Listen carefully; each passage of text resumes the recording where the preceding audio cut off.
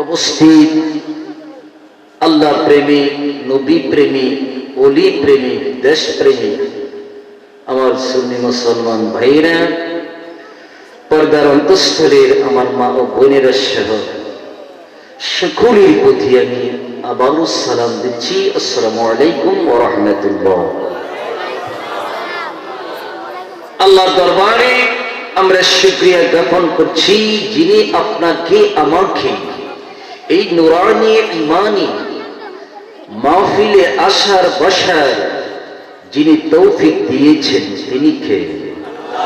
আওয়াজ দেন, তিনি কে? আল্লাহ। তিনি আমাদের হায়াতের মালিক, তিনি আমাদের রিজিকের, তিনি আমাদেরকে সৃষ্টি করেছেন।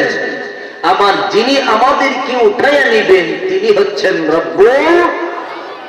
তাহলে আমরা সেই স্রষ্টার দরবারে প্রাণ ভরে মহব্বতে শুকরিয়া আদায় করে বলুন আলহামদুলিল্লাহ।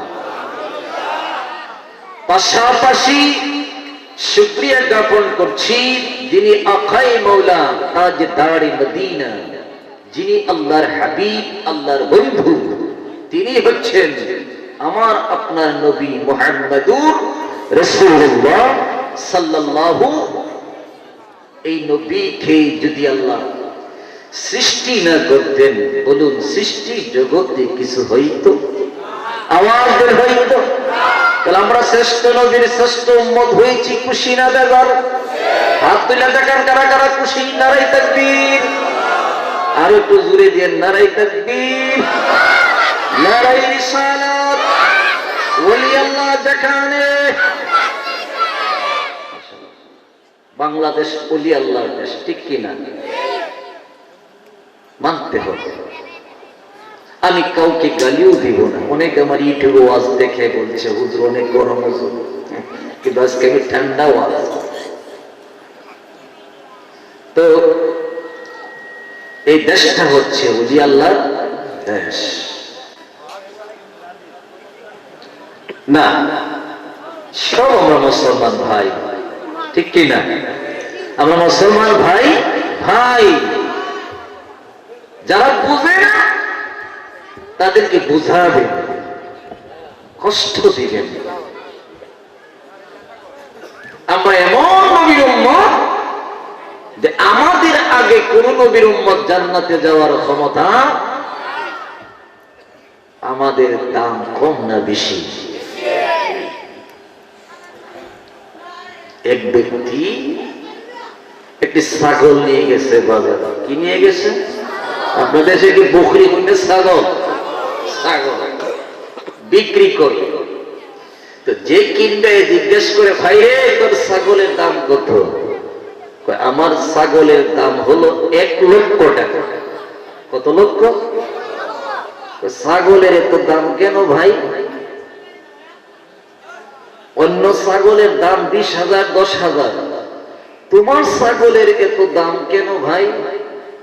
এটা অন্য ছাগলের মতো, আমার ছাগল না। কেন ভাই? এটা তো অন্য ছাগলের মতো দেখা যায়। না, এটা অন্য ছাগলের মতো না। কারণটা কি? কারণটা হলো আমার ছাগলে ইংরেজি কথা কয়। কি কথা কয়? দিছিনি গ্যাস লাগাইয়া। অন্য ছাগলের মতো আমার ছাগল না। কেন কেন কয়? আমার ছাগল ইংরেজি ভাষা জানে, ইংরেজি কথা বলতে পারে। ঠিক আছে ভাই, তোমার ছাগলের দাম 1 লক্ষ টাকা দিব, কিন্তু ইংরেজি কথা শোনাও। তো যে মালিক এ তো জানে, ছাগলের পিছে দিয়ে ধাক্কা মাইরা কয়, ছাগল আচ্ছা সুন্দর জবাব দিস ইংরেজিতে, আচ্ছা তোর অনেক দামি, বহু টাকা বিক্রি করবো। ছাগলে কয়, বলেন কি বলবো? ধাক্কা মারে কয় ছাগল রে বল এপ্রিল মাসের পরে কোন মাস? ছাগলে কি কইছে বলেন না, কি হয়েছে? মে। আচ্ছা বলেন, ছাগলের মেয়ে ছাড়া আর কিছু জানে? মালিকে জানে ছাগলে মেয়ে মেয়ে কই, বেকলে কই সর্বনাশ, এপ্রিল মাসের পরে হইল মে মাস। তাহলে ছাগলে তো সত্য ইংরেজি কথা কয়। বেকল আছে না, সুজা মানুষ, সুজা বুঝাইতে হয়। 1 লক্ষ টাকা দিয়ে কিনে নিছে, বাড়িতে নিছে, বিবি রে আজকে এমন দামি ছাগল আনছি যে ছাগলে ইংরেজি কথা কয়, আরো যে কত ভাষা জানে। বিবি আছে চালাক, অনেকের বউ চালাক আছে না। তো স্ত্রী বাইরে ছিল, কি হয়েছে? আমি ছাগল আজকে অনেক দামি টাকায় যাচ্ছি, 1 লক্ষ টাকা। সর্বোচ্চ কি করছো? তুমি বুঝবা না, এই ছাগলে ইংরেজি কথা কয়। তাহলে একটু শোনাও। বেকল যে শিখাইছিল বাজারে, ছাগলের পিছে দিয়ে ধাক্কা মাইরা কয় ছাগল বল এপ্রিল মাসের পরে কোন মাস? ছাগলে কি কইছে? মে। স্ত্রী আছে চালাক, ও ছাগলের তো মেস খানা তো কিছু জানে না। আচ্ছা তো দোয়াই ভাই, স্বামী গো তোমার ছাগলকে বলো না জানুয়ারি মাসের পরে কোন মাস? বেকলে কইছে এপ্রিলের পরে যখন মে কইতে পারছে, তার ছাগলের তো জানুয়ারি মাসের পরে ফেব্রুয়ারিও তো বলতে পারবে। একই ছাগল আগে কইছ এপ্রিলের পরে মে, এবার বল জানুয়ারি মাসের পরে কোন মাস? ছাগলে কি কইছে? ফেব্রুয়ারি কইছে না মে কইছে? মে হওয়ার পরে স্থির হয়ে তারা খাইছে।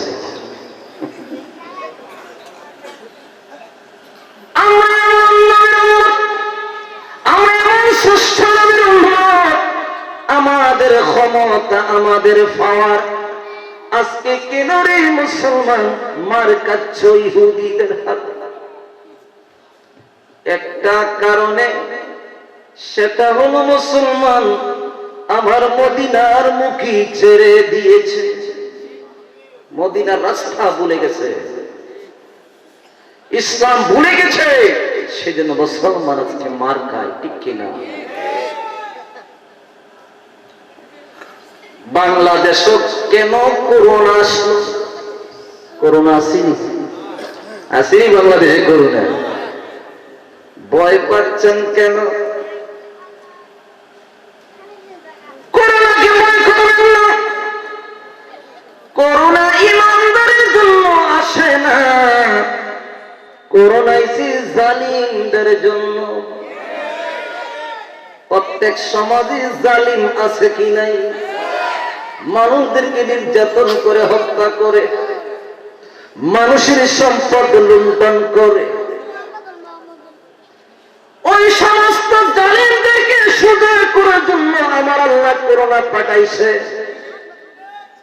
আমার নবী কয় ইমানদাররা রে, তোমরা ভয় পাইও না, আমি তোমাদেরকে একটা দোয়া শিখাইয়া দিই। দোয়াটা যদি পড়ো তাহলে তোমাদেরকে করোনা কোনদিন ধরবে না। দোয়া পারেন তো? পারেন তো দোয়াটা? বলেন তো দোয়াটা। আল্লাহুম্মা ইন্নী আউযু বিকা মিনাল বারাসি ওয়াল জুনুনি ওয়াল জুজামি ওয়া মিন সাইল আসকাম। 1450-1500 বছর আগের দোয়া। সুবহানাল্লাহ বলেন। করোনা যে আসবে এটা নবী জানে কি জানে না? আরে নবী জানে, এই জন্য তো দোয়া কি শিখিয়ে দিয়েছে। যাই হোক, অনেক কথা বললাম। আমরা শ্রেষ্ঠ নবীর শ্রেষ্ঠ উম্মত, শুকরিয়া আদায় করি আলহামদুলিল্লাহ। আমি পবিত্র কালামুল্লাহ শরীফ থেকে 2 টুকরো আয়াত কারিমা তেলাওয়াত করেছি। প্রথম আয়াতটা হলো তওবার, দ্বিতীয় আয়াতটা হলো নবীজি আহলে বায়াত। নবীজির আহলে বাইতের আলোচনার দিকে যাব একটু দিলটা নরম করার জন্য। প্রথম যে আয়াত নিয়েছি, এই আয়াতের অর্থ হলো ইয়া আইয়ুহাল্লাযীনা আমানু, আল্লাহ ঈমানদারকে ডেকে বলেছে, হে ঈমানদারগণ, ঈমানদারও গুনাহ করে কি করে না? আরে করে কি করে না? এখানে কেউ বলতে পারবেন যে হুজুর আমার একটা গুনাহও নাই? কম বেশ সকলেরই আছে কিনা?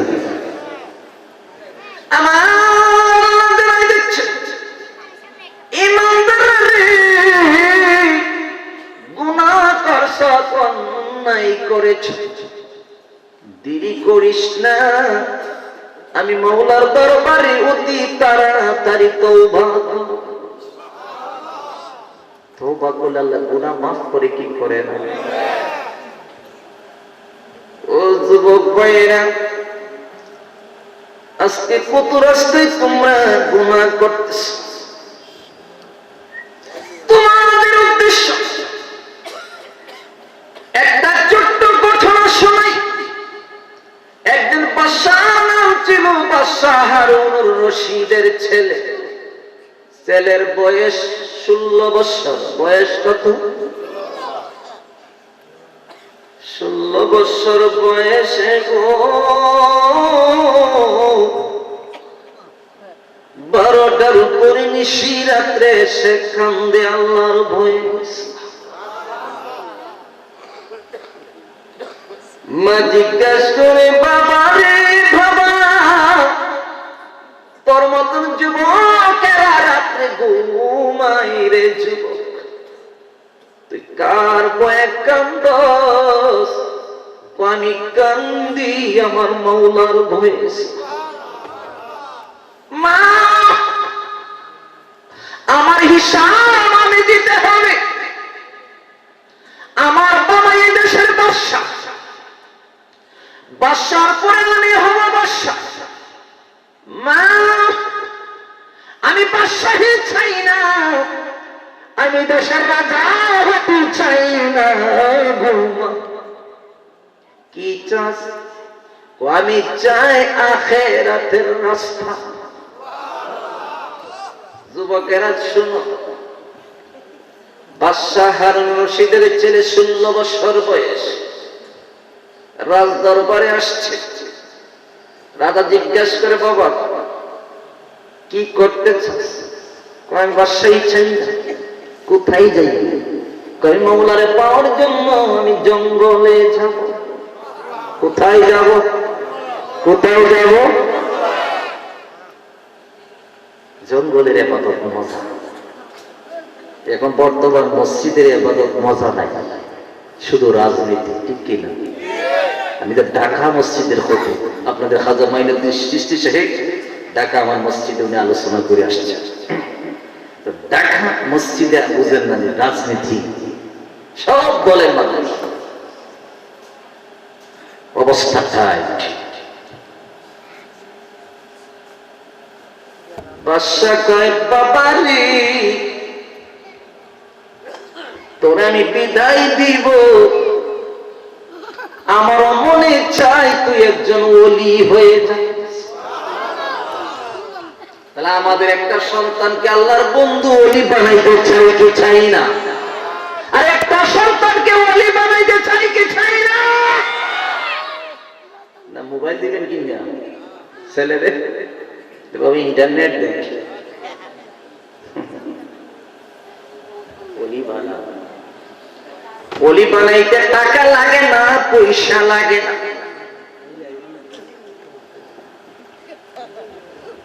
এবার ওই যুবকের মা কইলে, বাবা আমার মনে চাই তুই আল্লাহর ওলি হয়ে যা।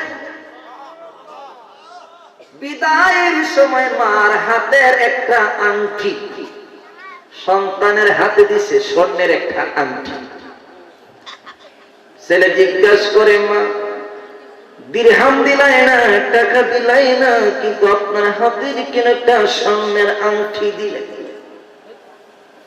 মা দুইটা চোখের পানি ছেড়ে বলে, বাবাজি আমি কেন সোনের আংটি দিলাম, তুই জঙ্গলে যাবি, পাহাড়ে যাবি, যেখানে মানুষ নাই কেহ নাই রে যুবক, তুই আল্লাহর ইবাদত করতে করতে যদি ওই জঙ্গলের ভিতরে যদি মারা যাস, আমি মার হাতের কান কেটেছি, কেউ যদি তোর লাশটা পাই ওই আংটিটা বিক্রি করে তোর দাফন কাফনের ব্যবস্থা করবে।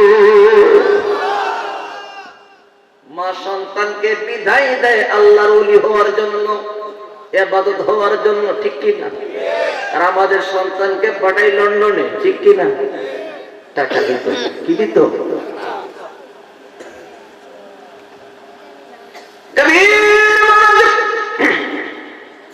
যুবকদের উদ্দেশ্যে একটা কথা বলি, আপনার একজন আল্লাহর ওলির নাম শুনেছেন খাজা মাইনুদ্দিন চিশতির, যখন বয়স 7 বছর, বয়স কত? বয়স কত? 7 বছরের সন্তান এখানে আছে কি নাই? আসেনি? আসেনি? 7 বছরের সন্তান রে, চোখে ঘুম নাই, মাহফিলে বসা। আর তোমার মতো যুবক 30-40 বছর এখনো রাস্তায় ঘুরতেছে।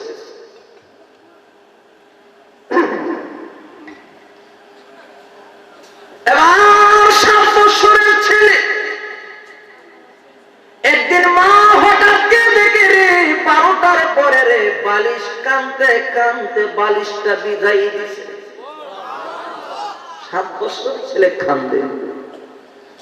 মা জিজ্ঞাসা করে, ও সন্তান তুমি ছোট্ট মানুষ, তোমার তো এখনো গুনাহ হয় না, তুমি কার বলে কান্দো রে বাবা? কই মা, আমি যখন ঘুমাইতে যাই আমার মদিনার নবীর প্রেমে আমি কান্দি। দুইটা জিনিস রাখবেন রে যুবক, একটা হলো আল্লাহর ভয়, 2 নম্বর পয়েন্ট হলো আমার রাসূলের ভালোবাসা। দুইটা জিনিস যদি রাখতে পারো জীবনে, আল্লাহর ভয়, রাসূলের প্রেম।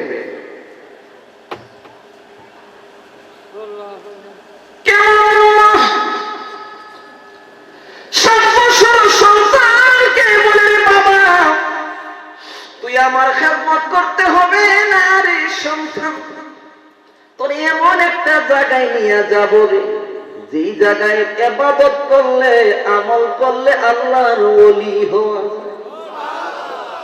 কোথায় নিয়ে গেল? একজন আল্লাহর ওলির দরবার। সেই দরবারের নামটা ছিল খাজা উসমান হারুনির দরবার। সুবহানাল্লাহ বলেন না? খাজা উসমান 7 বছরের ছেলে খাজা মাইনুদ্দিন চিশতিকে নিয়ে গেল। কে কই হুজুর, আমার সন্তানকে আপনার দরবারে দিলাম, আপনি ইবাদত আমল দিয়া আমার সন্তানকে আপনি একজন ওলি বানাইয়া দেন। সুবহানাল্লাহ। খাজা উসমান হারুনি বলতেছেন, মাগো তোমার সন্তানের বয়স কম, এত কঠিন কঠিন আমল সে তো পারবে না, সহ্য করতে পারবে না। খাজা মাইনুদ্দিন কয়, হুজুর আমার মার দোয়া আমার কাছে আছে, যত কঠিন আমল দিবে, আমাকে ছোট্ট মানুষ দেখেছেন, যত কঠিন আমল দিবে আমি পারবো। খাজা মাইনুদ্দিন চিশতি। তাহলে তাকো, একজন ওলি বানাইতে গেলে একজন ওলির কাছে যাইতে হয় কি না? এবার সাধন আমল। খাজা উসমান হারুনি বললেন, প্রথম তোমার আমল হচ্ছে প্রতিদিন রাত্রে 1000 বার দরুদ শরীফ পড়বেন, 1000 বার আস্তাগফিরুল্লাহ তওবা পড়বেন। সুবহানাল্লাহ। তুবু ইলাল্লাহি তাওবাতান নাসুহা। সাধন শুরু। কয়েকদিন যাওয়ার পরে কাজী ওসমান হারুনি জিজ্ঞাসা করলেন, বাবারে এবার তুই চক্ষু মুছ। চক্ষু মুছেছি। বাবা তুই চক্ষু দিয়ে কি দেখতেছ? কই হুজুর এই দরুদ শরীফ তওবা পড়ার কারণে আমার আল্লাহ আমার চোখ খুলে দিছে গো। আমি 7 বছরের ছেলে দেখতেছি 7 আসমানের উপর কি হইতেছে। আরে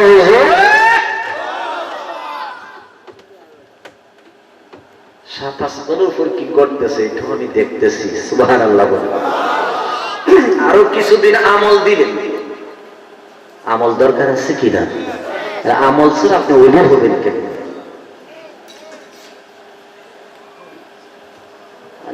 আরাম আল্লাহ পৃথিবীতে আমাদের জন্য, আমাদেরকে আল্লাহ আরামের জন্য পাঠায় না, পরিশ্রম করার জন্য আল্লাহ পাঠাইছে। পরিশ্রম করো তাহলে আল্লাহর পাবে, রাসূলকে পাবে। আমি যদি আর আধা ঘন্টার সময় দিই আপনারা বসতে রাজি আছেন? কারা কারা আছেন হাত তুলে দেখেন। নারায়ে তাকবীর, নারায়ে তাকবীর, নারায়ে রিসালাত, আহলে সুন্নাত ওয়াল জামাত, হযরত মাওলানা নুরুল হক জাহাজান নিশা है ইনশাআল্লাহ। 11টা 17 মিনিট আর মাত্র আমি 40 মিনিট আলোচনা, আধা ঘন্টা আলোচনা, 10 মিনিট মিলাদ কিয়াম মুনাজাত। আমি 12টার পরে কোন জায়গায় ওয়াজ করি না।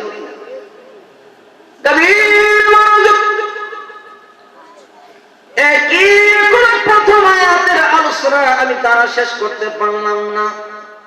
দ্বিতীয় আয়াতে যদি চলে যাই ফজর পর্যন্ত আলোচনা করলে সেই সাবজেক্ট শেষ হবে না। থাকবেন তো ফজর পর্যন্ত?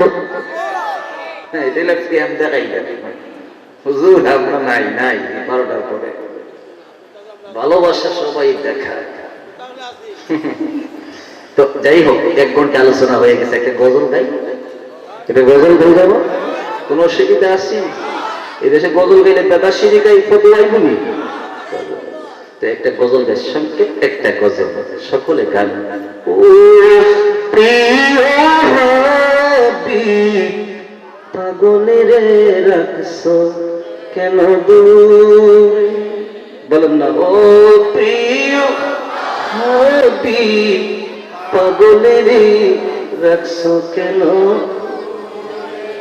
ওয়াসকরুনি পাগল ছিল জুব্বা দিল তারি, আমরা পাগল চাই না কিছু, চাই যে নবী তোমারে। ও প্রিয় হাবিব পাগলের রাখছো কেন দূর? হাবশি বেলাল পাগল হইয়া পাইল নবী আপনাকে, ওই বেলালের মতো পাগল বানাও আমরা রে, ঠিক কিনা? কি যেন বলছিলাম, সাধারণ আমল।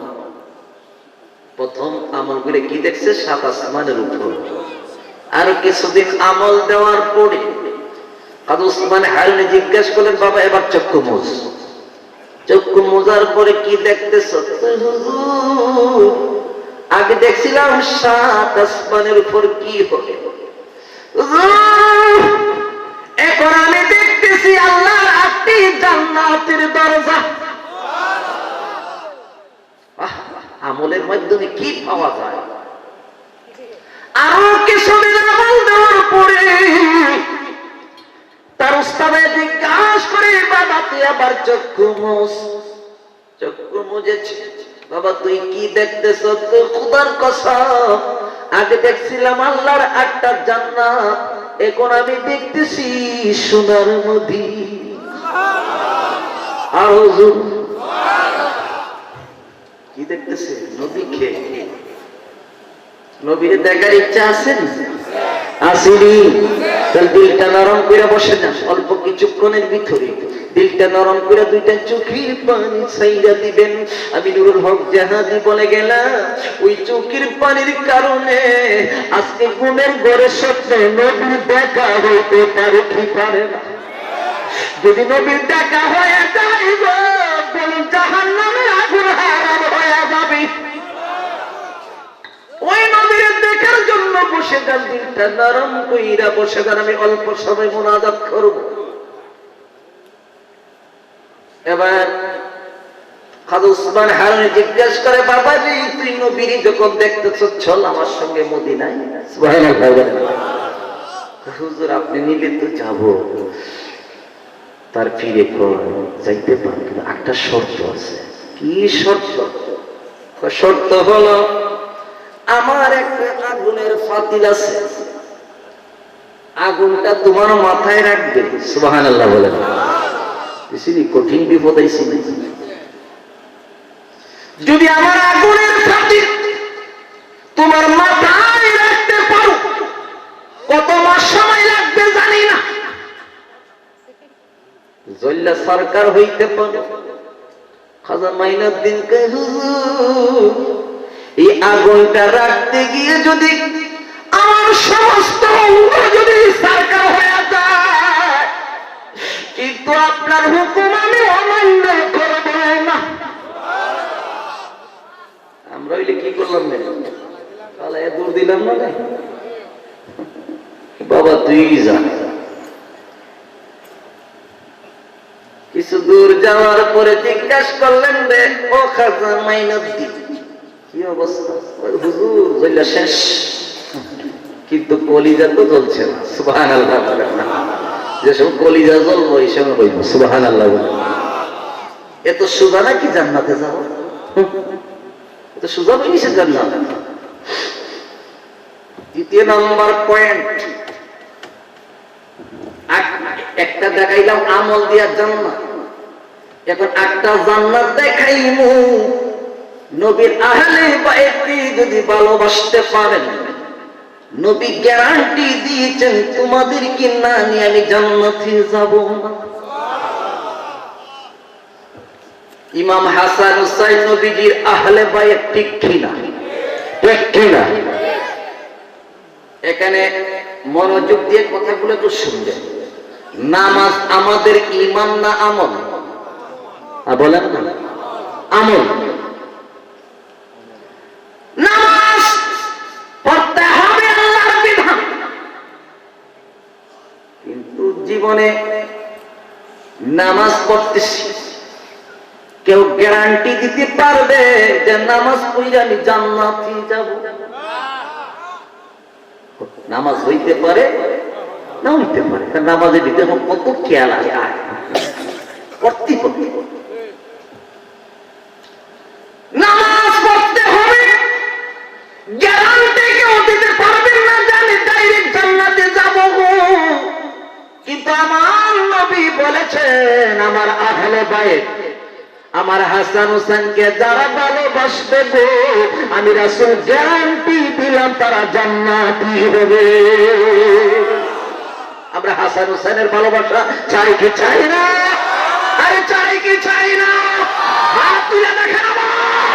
নারাই তাকবীর, নারাই রিসালাত, ইয়া রাসূলুল্লাহ। আহলে সুন্নাত ওয়াল জামাত হযরত মাওলানা নুরুল হক জিয়াদ আলাইহি সাহেব, ইমাম হাসান হুসাইন আমার নবীজির কলিজার টুকরা। নবী বলছেন, আল হাসান ওয়াল হুসাইন মান আহাব্বাহুমা ফাকাদ আহাব্বানি ওয়া মান আবগাদাহুমা ফাকাদ আবগাদানি। যারা হাসান হুসাইনকে ভালোবাসলো সে যেন আমি রাসূলকে ভালোবাসলো। সুবহানাল্লাহ বলেন। যারা কষ্ট দিল আমি রাসূলকে, কেমনে জান্নাতে যাইবে? যারা কষ্ট দিছে আপনি বলতে পারবেন তারা জান্নাতে যাবে? বলতে পারবেন? নবীর বংশরে যারা কষ্ট দিয়েছে কেউ বলতে পারবেন না তারা জান্নাতি। কিন্তু হাসান হুসাইনের পক্ষে যারা ছিল গ্যারান্টি দিতে পারবেন তারা জান্নাতি। একদিন হাসান এবং হুসাইন ছোট্ট দুই ভাই নবীর দরবারে দুইজনকে ডাক দিয়ে নবী কোলে নিলেন। একজনের কপালে চুমা দিলেন, একজনের গলায় চুমা দিলেন। হুসাইন কয়, না না, আমার ভাই কপালে চুমা, আমার বিদায় গলায় চুমা, এবার বিচারটা হবে কঠিন। সুবহানাল্লাহ। একটা দূর মাসে কয়, না না গো, চুমা একটা দিছো, আর দ্বিতীয় চুমা দিও।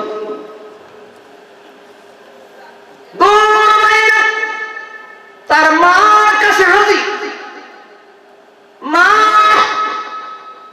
তোমার কাছে আমি বিচার, আজকে নানা কেন আমার ভাই কপালের মধ্যে চুমা খাইল আর আমার গলায় কেন চুমা দিল? নানা দুই রঙের কেন মহব্বত করলেন? এটার পায়সালা না পাওয়া পর্যন্ত গো মা, আমি হুসাইন এক ফোঁটা পানিও পান করব না। মা ফাতেমা একটা দুর্মাইরা তার বাবার কাছে চলে গেলেন, হুসাইন পানিও পান করে নাই, এটার উত্তর জানা পর্যন্ত কেন হুসাইনের গলায় চুমা দিলেন, হাসানের কপালের মধ্যে কেন চুমা খাইলেন? নবী কয়, ফাতেমা গো, আসল কথা যদি বলি তোমার চোখেও পানি রাখতে পারবি না। কি হয়েছে গো বাবা? আমি হুসাইনের গলায় কেন চুমা দিল? ফাতেমা রে ফাতেমা, জিবরাইল আমার কাছে ওহী নিয়ে এসেছে, আমি রাসূল চুমা দেওয়ার ইচ্ছা ছিল হাসান হুসাইনের কপালে উঠে, কিন্তু আমি কেন গলাই দিলাম রে ফাতেমা? জিবরাইল বলছেন, নবীজি গো, আপনি যেদিন দুনিয়ায় থাকবেন আপনার এক শ্রেণী উম্মতেরা আপনার নাতি হুসাইনের গলায় ছুরি দিবে। এই জন্য ফাতেমা আমি রাসূল যেই জায়গায় চুমা খাইছি হুসাইনের গলায় ছুরি চলবে, কিন্তু আমার নানার চুমার কারণে সেখানে ব্যথা পাবে না।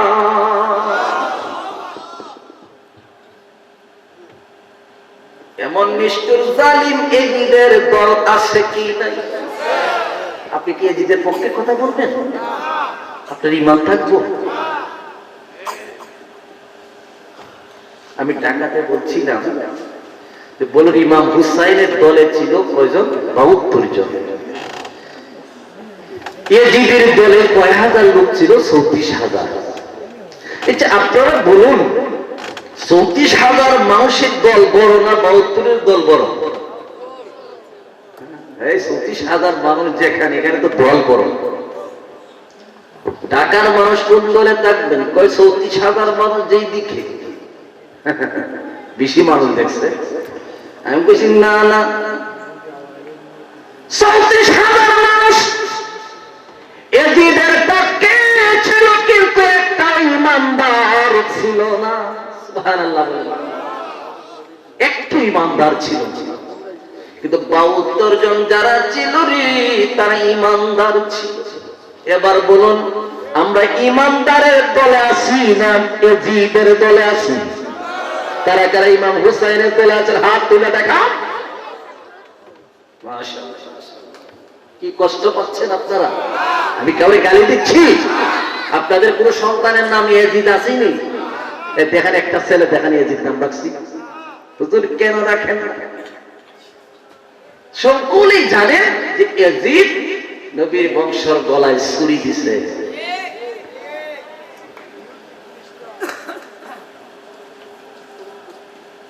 আজকে আমি দুইটা রাস্তা দেখাইয়া যাব। একটা হলো আল্লাহর ভয়ে ইবাদত করলে জান্নাতে যাওয়ার একটা সুযোগ, আর একটা হলো নবীর ভালোবাসায়, আহলে বায়তের ভালোবাসায় জান্নাতে যাওয়ার একটা সুযোগ।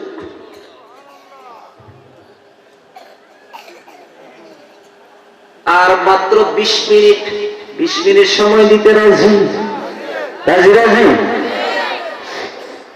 তারপর ইনশাল্লাহ বিরিয়ানি সাইজ কেই বল না, আপনারা সিন্নি কই বিরিয়ানি।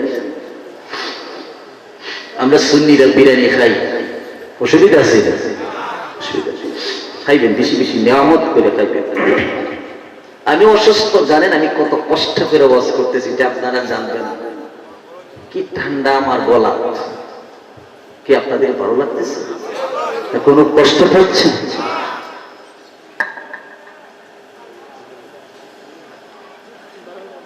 ইমাম হাসান হুসাইনকে ভালোবাসলে জান্নাতে যাওয়ার একটা সুযোগ। কেমনে ভালোবাসলে? অনেক লম্বা ইতিহাস, আমি সংক্ষেপ আলোচনা। ইমাম হুসাইন যেদিন ছিল, হুসাইনের গলার মধ্যে ছুরি ধরছে। সীমার কিন্তু একজন আলেম ছিল, গলার মধ্যে যখন ছুরি ধরছে, হুসাইন কয়, সীমা দুনিয়ার মানুষ চিনক না চিনক, তুই তো চিনস আমার নানা রাহমাতুল লিল আলামিন। সীমা তুই তো জানস আমার নানা 8টা জান্নাতের মালিক। তুই তো জানস সীমা আমার বাবা হচ্ছে আনা মাদিনাতুল ইলমি ওয়া আলিয়ুম বাবুহা, ইলমের শহর হইল আমার নানা, আর সেই শহরের দরজা হইল আমার বাবা আলী। সুবহানাল্লাহ। এই সীমা তুই তো জানোস আমার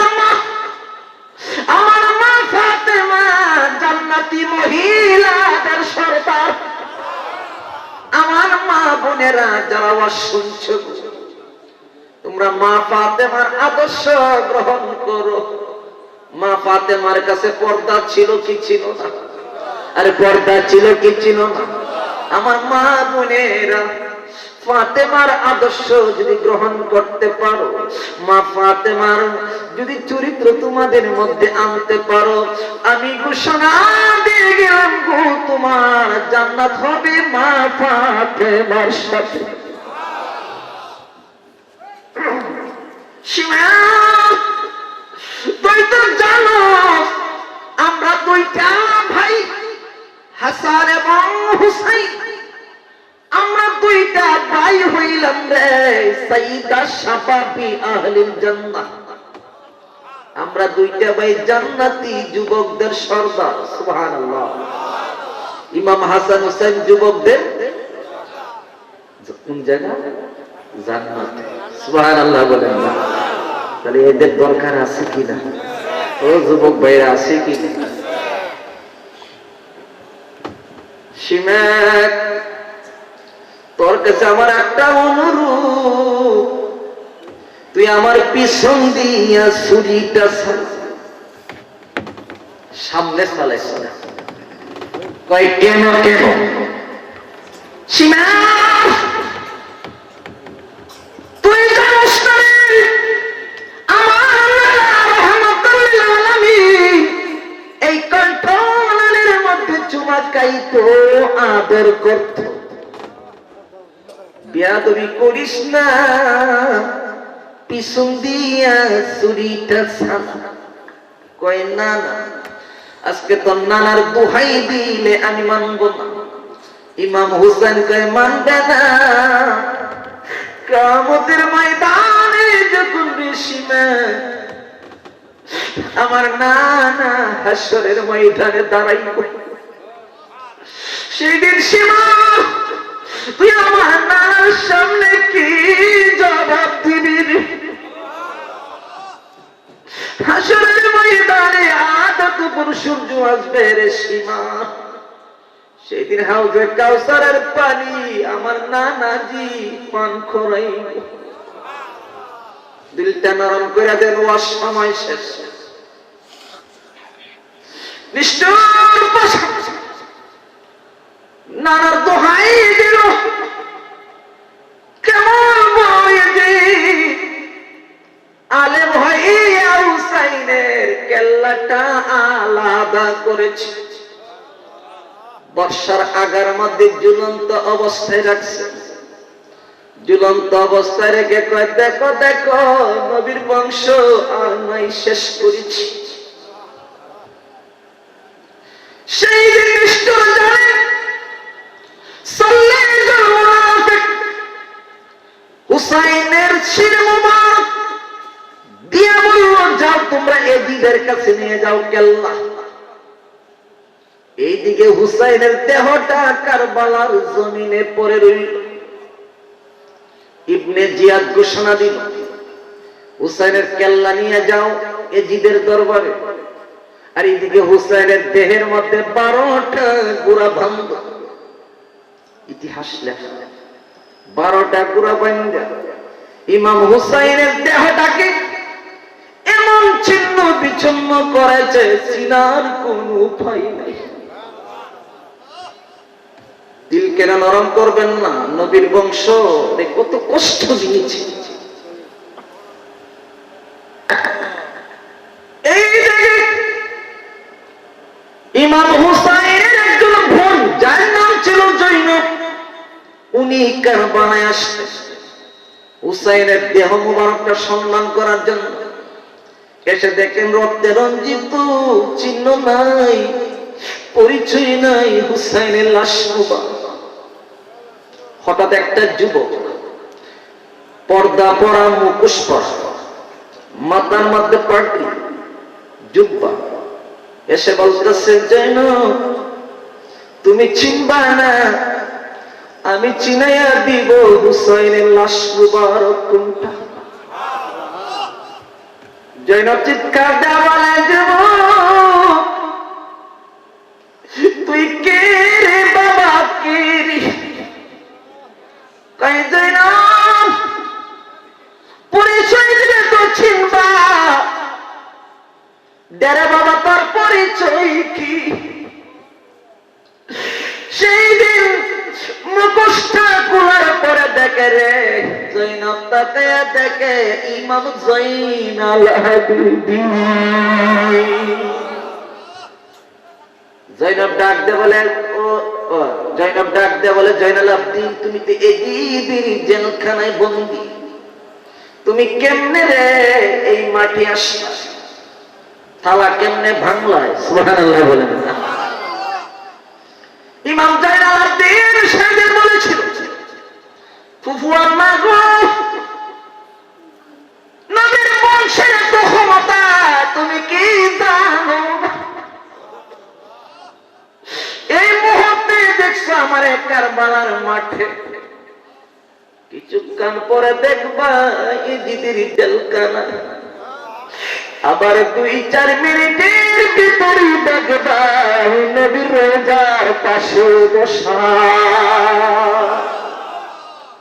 নবীর বংশের ক্ষমতা আছে কি নাই? আওলাদের রাসূলের ক্ষমতা আছে কি নাই? এইদিকে হুসাইনের কেল্লা নিয়ে দিছে কয়জন রওনা? কয়জন? 40 জন। কয়জন? কেল্লা মুবারক নিয়ে রওনা দিছে কয়জন?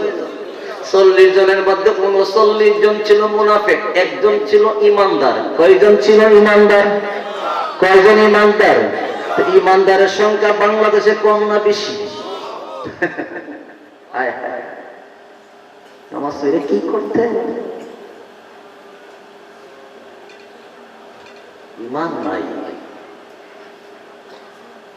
আমি কাউকে গালি দিচ্ছি রে বাবা, কাউকে কটূক্তি করছি? ইয়াজিদরে গাইলে দোষিতা নাই। যদি ইয়াজিদরে গালি দেওয়ার পরে কের চেহারা মলিন করে, বুঝা গেছে এর সদ্য গোষ্ঠী ওয়াহাবি আপনার ইয়াজিদ, ঠিক কিনা? ইয়াজিদ ডাইরেক্ট জাহান্নামী, ফাসিক, কাফের। কাফের এবং ফাসিক, উনার বিরুদ্ধে কথা বললে যদি কার চেহারা মলিন করে সে এজিদের বংশধর। কেউ রাগ করছেন? দাওয়াত দিলে দিন, না দিলে না দিন, এজিদ রেখে দিয়ে দিন। এজিদ তো অনেক ধনী।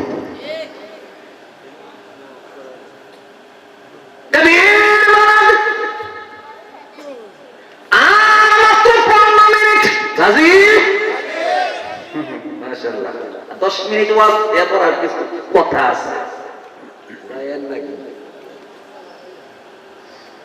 নবী আসে না আমার সামনে, হায় জনমের মতো দেখা লই গো তোমারে। নবী আসেন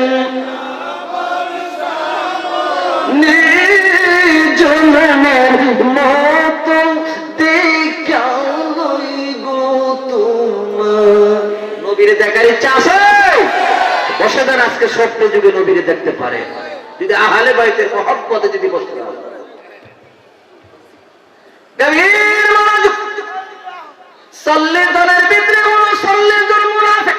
একজন ইমানদার গোপনে গোপনে ইমাম হুসাইনকে ভালোবাসত, প্রকাশ করত না। কিছু দূর যাওয়ার পরে সন্ধ্যা, হাতে নাই লাইট বাতি, 39 জন মুনাফিক কই সর্বনাশ, অন্ধকারে আমরা কেমনে যাব পাহাড়ি রাস্তা। একজনে কই ও মুনাফিকের দলেরা, আজকে আমি সত্য প্রকাশ করব, প্রকাশ করতে গিয়ে যদি আমার মরণ হয় আমি মরব। কি সত্য প্রকাশ করবে রে? তুই তো আমাদের সঙ্গী। এই মুনাফিকরা, তোমাদের হাতে আজকে লাগতে বাতিলের অন্ধকারে কেমনে যাবে চিন্তা করতেছ, কিন্তু আমি দেখতেছি ইমাম হুসাইনের চেহারা মোবারক থেকে একটা নূরের প্রকাশ বাহির হইতেছে। আজকে লাইট লাগবে না, বাতি লাগবে না রে মুনাফিক। ইমাম হুসাইনের চেহারা মোবারক থেকে একটা নূরের আলো বাহির হইতেছে। আজকে অন্ধকারের রাস্তা আমরা দেখে যাইতে পারব। এখানে একটা পয়েন্ট, নবীর বংশ যদি নূর হয় তাহলে আমার নবী নূরের নাম ঠিক, বিশ্বাস রাখবেন। এই দিকে আমি যাচ্ছি না, যাইতে যেতে আরো কিছু দূর গিয়ে দেখেন একটা গির্জা, গির্জার দেয়ালের মধ্যে লেখা ইমাম হাসান হুসাইনের নাম লেখা। 39 জন 40 জন দাঁড়াইছে, কয় পাদ্রীরে ডাক দাও, এই পাদ্রী বাহির হ, তোর গির্জার মধ্যে কেন হাসান হুসাইনের নাম লেখা? কেন লেখা জানো না? এরা তো মুসলমানের ইমাম। এই পাদ্রীটা 100 বছরের আগে লেখা। কয়টা আমি জানি না, কিন্তু তাওরাত জাবির ইনজিলের মধ্যে প্রমাণ করেছে রে, আমার নবী পৃথিবীতে আসা 500 বছরের আগে এই কথাটা লেখা। সুবহানাল্লাহ, আস্তে বলুন। তাহলে এই নাম তুই কে দে? পাদ্রীকে সর্বনাশ, যেই নামটা আমি শ্রদ্ধা করি, সুবহানাল্লাহ বলেন না, যেই নামটার আমি ভালোবাসি রে, আমি মুসলমান হই নাই কিন্তু ভালোবাসি, সুবহানাল্লাহ। তোমাদের হাতের বর্ষার আঘাত কি কার কেল্লা? জানোস না এটা ইমাম হুসাইনের কেল্লা। নাউজুবিল্লাহ বলুন। সর্বনাশ, সর্বনাশ, কি করছো? তোমাদের ঠিকানা আমি দেখতেছি জাহান্নামে যাইবে, জাহান্নামে জ্বলতে হবে। কার কেল্লা আনছো? সুবহানাল্লাহ বলেন। তরবারি হাতে নিছে পাদ্রীর কাটার জন্য, পাদ্রীকে মরবো ঠিক, কিন্তু ইমাম হুসাইনের প্রতি ঈমান আনিয়ে আসছে। পাদ্রী এখানে একটা কৌশল করছে, দাঁড়া, তোমরা তো লোভী মানুষ, লোভ দেখাই, একটা কথা শুনো, এই এজিদের দলেরা শুনো, তোমাদেরকে আমি একটা পুরস্কার দেব। কি পুরস্কার? আমার জীবনে 80,000 দিরহাম জমাইছি, যদি ইমাম হুসাইনের কেল্লা মোবারকটা আমার হাতে দেও, কিছুক্ষণের জন্য আমি ৮০,০০০ দিরহাম তোমাদেরকে দান করে দেব। সুবহানাল্লাহ। লোভে ফাফে মৃত্যু, ঠিক কিনা? লোভ আইসি গেছি। ৩৯ জনে কয় ঠিক আছে, একজনে না নিলে আমরা ৩৯ জনে বন্টন করে নিব। হুসাইনের কেল্লা মোবারক পাদ্রীর হাতে, শেষ ক্লাস ৫ মিনিট। কেল্লা কার কাছে? পাদ্রীর হাতে। এবার দেখেন পাদ্রী, তুমি মুসলমান হয়ে চিল্লা না, একজন পাদ্রী হইয়া নবীর বংশকে সম্মান দিতেছে। কেমন সম্মান? একটা উঁচু জায়গায় রাখছে, উঁচু জায়গায় রাখছে, উঁচু জায়গায় রাখি হুসাইনের দাড়ি মোবারকের রক্তগুলো পরিষ্কার করেছে, গলার রক্ত পরিষ্কার কইরা পাদ্রী হুসাইনের চেহারার দিকে তাকায়, কার গলে চড়ি দিছ রে? হুসাইনের চেহারার দিকে তাকাইলে আমার মদিনার নবীর দেখা যায়।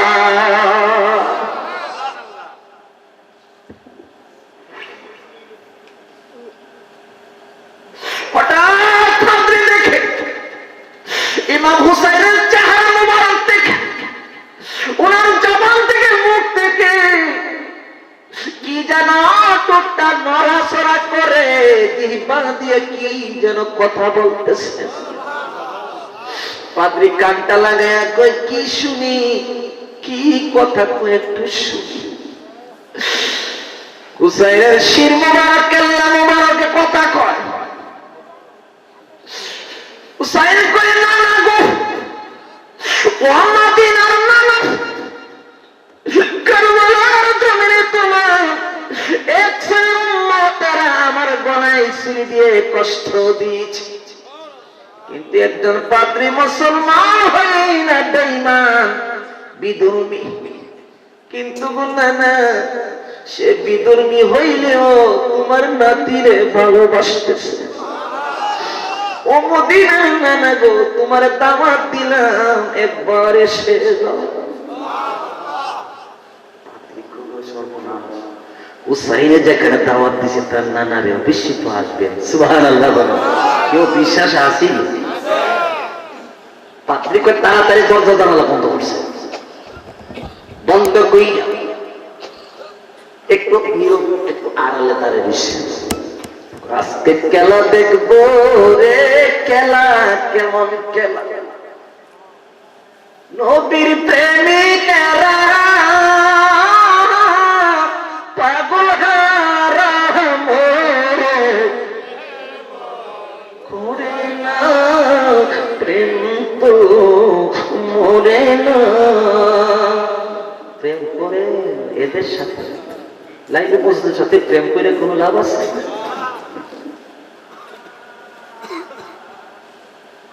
ওয়াজ হইতেছে নাকি? একটা আপনার মাইকের আওয়াজ থেকে এই মাইকের আওয়াজ বেশি নাকি? ওই দিকে দিছে। আপনাদের সুনাম ধন্য আলেম। কিছুদিন আগে আমি লোকরা, আমি 2 জনের প্রোগ্রাম করছি, পাহিম মিডিয়াতে মনে হয় আমাদের 2 জনের ওয়াজ ছাড়ছে। আমি আবার কিছুদিন পরে আসতেছি পান্ডব একটা প্রোগ্রাম, বা ওই পাশে প্রধান অতিথি হিসাবে আসতেছি। আসলে আমার অসুস্থ হিসাবে আজকে আমার খুব কষ্ট হচ্ছে। আমি হুজুরে বলছি, হুজুর আমার তো ঠান্ডা লেগে গেছে, না গেলে ভালো হবে না। হুজুর আমি কথা দিয়েছি যে আমার গ্রাম আপনি আসতে হবে, তো আপনাদের মহব্বতে আইসি। আপনার কি কষ্ট পেয়েছেন? কষ্ট একটা কিনার লাগে, আর কিছু সময় দিলে রাজি নেই। কষ্ট পাবেন না তো? না বিরিয়ানি নিতাম